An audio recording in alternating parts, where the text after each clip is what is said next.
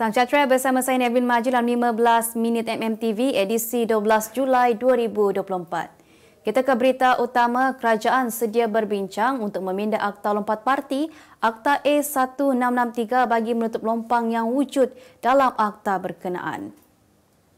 Perdana Menteri Datuk Seri Anwar Ibrahim berkata beliau mengakui wujud kelompangan berkaitan akta tersebut. Beliau berkata pada 2022 pihaknya Pakatan Harapan pernah mencadangkan supaya mana-mana yang dipecat dari parti supaya mengosongkan kerusi. Katanya ketika di blok pembangkang dahulu, Pakatan Harapan pernah mengusulkan supaya siapa sahaja ditolak oleh parti secara automatiknya digugur, kosongkan parlimen, namun ditolak oleh kerajaan ketika itu. Baru-baru ini Yang di-Pertua Dewan Rakyat Tan Sri Johari Abdul memutuskan untuk tidak mengosongkan kerusi 6 bekas ahli parlimen bersatu iaitu Ahli Parlimen Bukit Gantang Datuk Syed Abu Husin Hafiz Syed Abdul Fasal, Datuk Iskandar Zulkarnain Abdul Khalid Kuala Kangsar, Datuk Dr. Suhaili Abdul Rahman Labuan, Datuk Dr. Zulkifli Hanapi Tanjung Karang, Muhammad Azizi Abu Naim Gua Musang dan Zahari Kecil Celi. Presiden Bersatu Tan Sri Muhyiddin Yassin sebelum itu dilaporkan berkata pihaknya kecewa dengan keputusan Yang di-Pertua Dewan Rakyat itu dan ia jelas bercanggah dengan perkara 49A-3 Perlembagaan Persekutuan. Beliau juga menegaskan alasan dikemukakan Johari dangkal dan tafsiran di Songsang sekaligus mencemar Perlembagaan Persekutuan. Seorang lagi mangsa yang termakan keropok mengandungi racun tikus, Muhammad Lut Syauqi Nur Sufian, 2 tahun dilaporkan meninggal dunia di Hospital Pulau Pinang HPP pada pukul 1.20 petang tadi. Ketua Polis Daerah Kulim, Superintendent Muhammad Azizul Muhammad Khairi mengesahkan perkara itu. Kemarin, abangnya Muhammad Akil Syauqi, 3 tahun, menghembuskan nafas terakhir kira-kira pukul 8.30 pagi setelah terpaksa bergantung kepada mesin bantuan pernafasan. Dalam kejadian itu, Muhammad Akil Syauqi dan Muhammad Lut Syauqi disedari ibu mereka dalam keadaan mulut berbuih dan muntah di atas katil rumah di Kampung Padang Ubi, Labu Besar selepas termakan keropok bercampur racun tikus. Semalam, seorang lelaki yang disyaki terlibat dalam kes keracunan 2 beradik yang termakan keropok dicampur racun tikus itu direman selama 6 hari. Perintah reman ke atas suspek berusia 33 tahun yang juga seorang pekebun itu dibenarkan oleh Hakim Mahkamah Session Kulim Mirza Muhammad. Siasatan ke atas saksi dilakukan di bawah Seksyen 31-1-A Akta 611 berkaitan pengabaian terhadap kanak-kanak dan Seksyen 284 Kanun Keseksaan kerana kelakuan cuai berkenaan dengan benda beracun. Bapa kepada baby Syifa mengaku tidak bersalah di Mahkamah Magistrate Petaling Jaya hari ini atas pertuduhan menyalahgunakan harta iaitu wang berjumlah RM67,000 pada tahun lalu. Tertuduh Yusri Yusof, 41 tahun, mengakuan tidak bersalah itu selepas pertuduhan dibacakan terhadapnya di hadapan Magistrate Ili Marsika Kalizan. Mengikut pertuduhan, Yusri yang juga merupakan seorang aktivis memperjuangkan kes penganiayaan itu didakwa menyeleweng wang sumbangan orang ramai yang disalurkan kepada akaun syarikat YY Community Center. Kesalahan itu didakwa dilakukan di Jalan Delima, Wangsa Delima 6, Pusat Bandar Wangsa Maju antara 20 Julai hingga 12 Oktober 2023. Mahkamah kemudiannya membenarkan Yusri diikat jamin sebanyak RM6,000 dengan seorang penjamin dan tarikh 26 Ogos depan ditetapkan sebagai tarikh sebutan semula kes. Jangan marah jika rakyat benci pada orang politik. Itu kenyataan Ketua Pemuda UMNO Dr. Muhammad Akmal Saleh yang menjelaskan Akta Inti Lompat Parti yang diluluskan di Parlimen ternyata menjadi sia-sia apabila tidak mampu melarang wakil rakyat yang berpaling tada mengosongkan kerusi. Menerusi satu hantaran di Facebook, Akmal berkata semua pihak tidak boleh menyalahkan masyarakat jika mereka benci dengan orang politik yang secara dasarnya menganggap kestabilan politik hanya untuk kepentingan diri. Beliau mengulas keputusan Speaker Dewan Rakyat Datuk Seri Johari Abdul yang tidak mengosongkan kerusi 6 bekas ahli Parlimen Parti Pribumi Bersatu Malaysia Bersatu yang menyokong kerajaan. Sebelum ini, Presiden Bersatu Tan Sri Muhyiddin Yassin mengesahkan Speaker Dewan Rakyat membuat keputusan itu pada Selasa lalu. Johari memutuskan tidak berlaku kekosongan kerusi di sandang Datuk Syed Abu Husin Hafiz Syed Abdul Fasal, Bukit Gantang, Zahari Kecil Jeli, Muhammad Azizi Abu Naim Gua Musang, Datuk Iskandar Zulkarnain Abdul Khalid Kuala Kangsar, Datuk Zulkifli Hanapi Tanjung Karang dan Datuk Suhaili Abdul Rahman Labuan. Menerusi surat pemberitahuan, Johari memaklumkan tiada kekosongan kerusi berdasarkan perkara 49A Perlembagaan Persekutuan yang dibuat untuk memastikan kestabilan politik. Utusan Malaysia dan Cosmo melancarkan satu lagi produk terbaru. Apa yang ada dalam Iklaneka? Ia adalah platform yang tepat dan efektif untuk mengiklan antaranya pelbagai jenis notis, cautan kosong, hartanah, tender, kenderaan, mencari wali atau waris dan pelbagai lagi. Apa yang anda cari? Semuanya ada di sini. 2 dalam 1. Layari iklaneka.utusan.com.my. Seorang remaja bawah umur bersama seorang wanita didakwa di Mahkamah Session Kangar hari ini atas 2 pertuduhan menjadi dalam kegiatan eksploitasi seks melibatkan 2 remaja bawah umur pada 2 Julai lalu.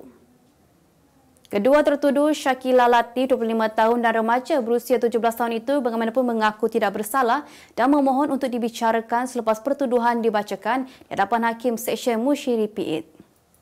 Mengikut pertuduhan pertama, Syakila dan remaja berkenaan didakwa dengan niat bersama telah memperdagangkan mangsa berusia 16 tahun bagi maksud eksploitasi seks. Bagi pertuduhan kedua pula, 2 tertuduh tersebut didakwa dengan niat bersama telah memperdagangkan mangsa berusia 14 tahun bagi maksud eksploitasi seks. Susulan itu, kedua tertuduh berkenaan didakwa melakukan kesalahan mengikut Seksyen 14 Akta Anti Permandangan Orang dan Anti Penyeludupan Migran 2007. Sebutan semula bagi kedua pertuduhan itu ditetapkan pada 22 Ogos depan. Bekas isteri kepada pelakon Hafiz Rosdi iaitu Nurul Syuhada Mat Sukri membuat keputusan tidak dijangka selepas memilih untuk menarik semula kes dakwaan dicederakan oleh lelaki itu pada tahun lalu. Peguam yang mewakili Hafiz iaitu Datuk Akberdin Abdul Kadir menjelaskan bahawa Syuhada telah menarik semula laporan tersebut pada 6 Julai lalu tanpa unsur paksaan maupun provokasi. Akberdin menambah anak guamnya meluahkan rasa lega dengan keputusan itu dan sememangnya mahukan pendamaian dicapai kedua belah pihak. Sebab itu, Syuhada tidak hadir ke mahkamah difahamkan kerana kurang sihat dan hanya diwakili oleh Timbalan Pendakwa Raya Asmah Cik Wan. Mahkamah kemudiannya menetapkan 2 Ogos depan sebagai tarikh sebutan semula kes. Berita luar negara, perbuatan tetamu undangan sebuah majlis perkahwinan di Indonesia yang memberikan wang tunai di dalam kain tanpa dimasukkan ke dalam sampul kepada pasangan pengantin mengundang perhatian orang ramai. Menerusi rakaman yang dimuat naik di platform X, beberapa tetamu dilihat memegang kain batik itu yang berisi wang tunai dan bersalaman dengan kedua mempelai. Kejadian berlaku di Desa Banyumeneng, wilayah Jawa Tengah. Menurut Ketua Kampung Banyumeneng, Muhammad Haji Yahyudi, perbuatan itu merupakan tradisi penduduk setempat dan masih diamalkan sehingga kini. Tambahnya, sumbangan tunai kepada pengantin tanpa sampul adalah lebih murni dan dianggap sebagai bersedekah tanpa mengharapkan balasan atau pemulangan. Sebuah klip video tular di media sosial Indonesia memaparkan pengakuan seorang wanita yang meminta seorang lelaki yang berstatus suami orang untuk bertanggungjawab atas kehamilannya.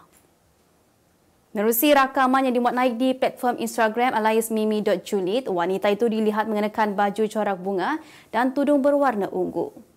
Dia tidak menyatakan nama penuh lelaki tersebut namun hanya mendedahkan sebagai RJ. Lebih mengejutkan apabila dia sanggup menjadi isteri kedua dan tidak mahu berebut suami, selain turut meminta isteri lelaki itu tidak menghalang sekiranya si suami ingin bertanggungjawab kerana menghamilkannya. Perbuatan seolah-olah tidak mempunyai rasa malu itu menimbulkan kemarahan netizen yang rata-rata tidak bersetuju dengan wanita tersebut. Kemas kini pengetahuan anda tentang isu ekonomi dan pasaran. Merangkumi sektor hartanah, perniagaan, keuangan, komoditi, IKS, halal niaga dan dunia korporat. Sentiasa ikuti perkembangan ekonomi semasa di dalam dan luar negara. Semua informasi terkini hanya di hujung jari. Dapatkan edisi ringgit setiap Isnin hanya di Akhbar Utusan Malaysia.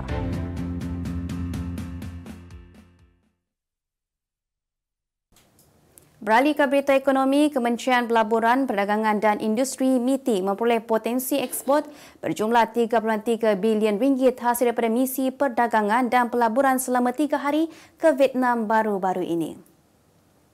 MITI berkata sebanyak 14 syarikat Vietnam komited untuk mendapatkan produk Malaysia termasuk elektrik dan elektronik, E&E, minyak sawit, bahan kimia dan petrokimia, besi dan keluli, makanan dan minuman serta barangan pengguna. Sementara itu, Menteri Pelaburan, Perdagangan dan Industri Tengku Datuk Seri Zafrul Abdul Aziz berkata, misi tersebut menjadi pemangkin untuk mengembangkan dan memulakan perkongsian strategik antara entiti perniagaan Malaysia dan Vietnam. Di samping itu, katanya misi tersebut bakal mengukuhkan lagi kerjasama dua hala antara dua negara. Bank Negara Malaysia BNM mengkalkan kadar dasar semalaman OPR 3.0% pada mesyuarat jawatankuasa dasar monetari MPC kali keempat pagi tahun ini semalam. Bank Pusat itu berkata pada tahap OPR semasa pendirian dasar monetari kekal menyokong ekonomi dan konsisten dengan penilaian semasa mengenai inflasi dan prospek pertumbuhan. Kali terakhir BNM menaikkan OPR adalah daripada 2.75% kepada 3.0% pada Mei tahun lalu. BNM berkata penunjuk terkini ekonomi Malaysia mencatatkan kegiatan ekonomi yang terus kukuh pada suku kedua 2024 didorong oleh perbelanjaan dalam negeri yang berdaya tahan dan prestasi ekspor yang lebih baik. Mesyuarat MPC seterusnya dijadualkan pada 4 dan 5 September depan. Berita sukan, Ketua Jurulatih PDRM FC P. Mania menjangkakan anak buahnya berdepan tugas sukar untuk meraih 3 mata dalam aksi Liga Super menentang Kuching City FC malam ini. Pada 23 Jun lalu adalah kali terakhir PDRM beraksi yang menyaksikan mereka tewas kepada Kelantan Darul Naim FC dan kini kembali untuk bangkit dalam pertarungan seterusnya berdepan anak buah Aidil Syahrin Shahak.